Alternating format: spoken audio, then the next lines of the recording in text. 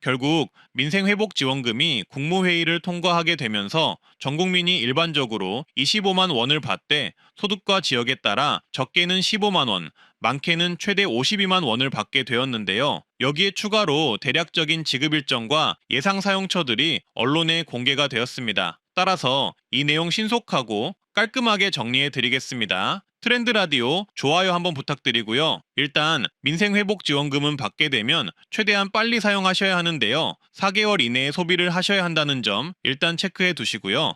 지역에 따라 일반 국민 최대 27만 원, 기초수급자 최대 52만 원을 받게 되었습니다. 이미 많은 분들이 아시듯이 1차의 선지급 시 전 국민이 15만 원을 받을 수 있고요. 차상위는 30만 원, 기초수급자는 40만 원을 받습니다. 근데 여기에 추가로 농어촌 인구소멸지역 거주하시는 분들은 1인당 2만 원 추가 지원을 받습니다. 그리고 2차로 상위 10%를 제외한 국민 90%에게 1인당 10만 원을 추가 지급하는데요. 정리하면 상위 10%는 총 15만 원을 받고 일반 국민은 총 25만 원, 차상위는 총 40만 원, 기초수급자는 총 50만 원을 받고요. 농어촌 인구 소멸 지역은 일반 국민 27만 원, 차상위 42만 원, 기초수급자 52만 원을 받게 됩니다. 인구 소멸 지역은 행정안전부 홈페이지를 보시면 대략적으로 파악할 수 있는데요. 약 89개의 지역이 인구 소멸 지역으로 지정이 되어 있으니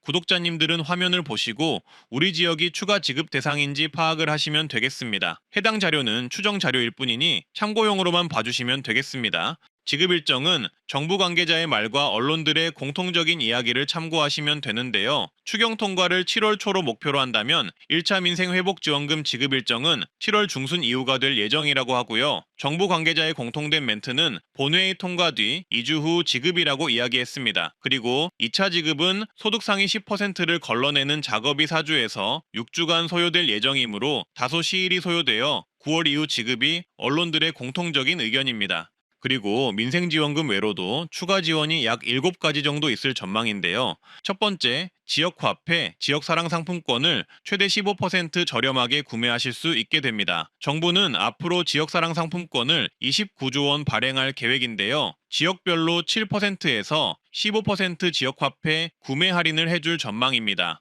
수도권은 10%, 비수도권은 13%, 인구 감소 지역은 15% 할인하여 구매할 수 있게 되니 이 부분 참고해 주시고요. 두 번째, 가전기기 구매 비용의 10% 환급 정책을 펼칠 예정인데요. 에너지 효율 등급제 적용 중인 11개 품목 중 냉장고, 에어컨, 세탁기, 전기밥솥, TV 등을 대상으로 진행하며 30만 원 한도 환급 정책이 생길 전망입니다. 다만 이 부분은 세부적인 지원 대상 등이 없어 향후 세부 정책 발표 내용 확인은 필수인데요. 그때도 트렌드 라디오에서 정리해 드리겠습니다.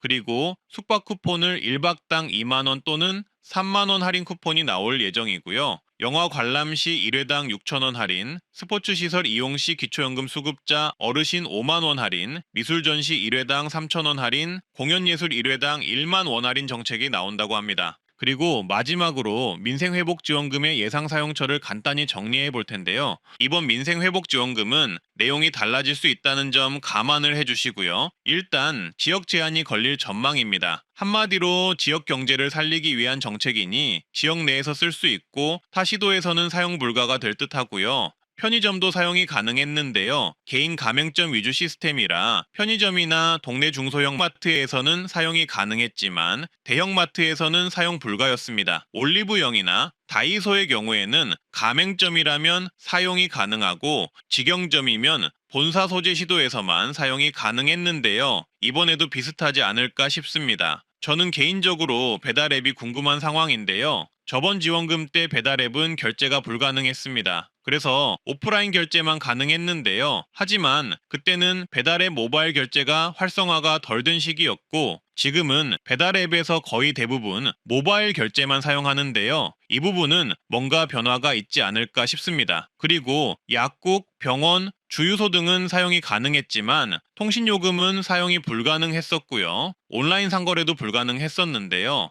근데 이것도 앞으로 변화가 있을지 주목을 해봐야겠네요. 그리고 백화점, 면세점, 유흥주점은 안 된다고 보시면 되겠습니다. 그리고 카페의 경우도 투썸의 경우 가맹점 운영하는 곳은 가능했지만 스타벅스처럼 본사 직영의 경우 사용이 어려웠습니다. 대부분 사용처는 비슷하게 진행되지 않을까 싶네요. 그리고 신생아의 경우는 원칙적으로 지급 대상에 포함이 되지만 몇 월 며칠생까지 인정할지는 아직 확정되지 않았다고 하고요. 7월달 지급일 전까지 출생신고가 완료되면 포함될 가능성이 높다고 합니다. 오늘은 이렇게 트렌드 라디오에서 민생지원금 관련 정보를 세부적으로 설명을 드렸는데요. 조금이나마 도움이 되셨으면 좋겠고요. 구독, 좋아요 주변에 공유 꼭 한번 부탁드리고요. 오늘도 좋은 하루 되시길 바라겠습니다.